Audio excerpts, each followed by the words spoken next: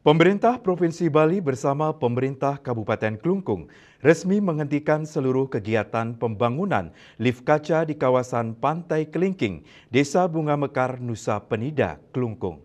Praktisi hukum dan pariwisata Ide Bagus Kiana mengapresiasi langkah tegas pemerintah dalam merekomendasikan pembongkaran proyek tersebut.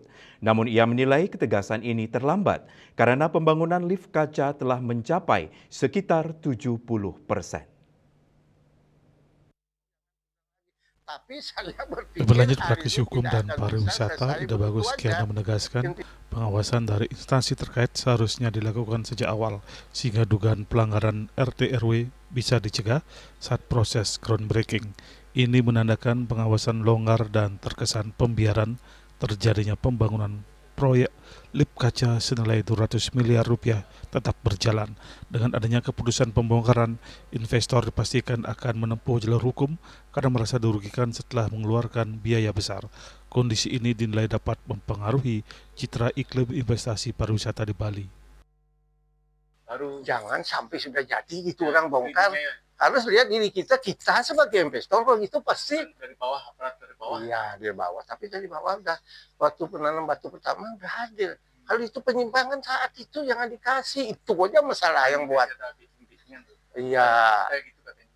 Sehingga ada kesan seperti ada bikin-bikinan seperti itu. Investor pasti akan mengadakan, yakin saja akan mengadakan gugatan. Nah, kalau bergugat, kalau dimasukkan wilayah PT, ya lihat nanti kalau udah rame.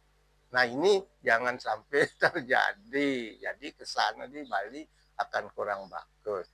Himbauan kami, tolong silahkan kalau mau dimasuk ke wilayah ranah hukum, klarisan tapi selesai dengan mediasi yang baik, tidak ada pihak yang merasa dirugikan.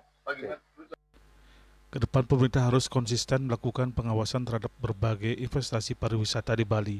Jangan alasan perizinan OSS di pusat dijadikan dalih lemahnya pengawasan. Hal ini akan membuat investor akan berpikir ulang menanamkan modal di Bali. Winata Bali TV.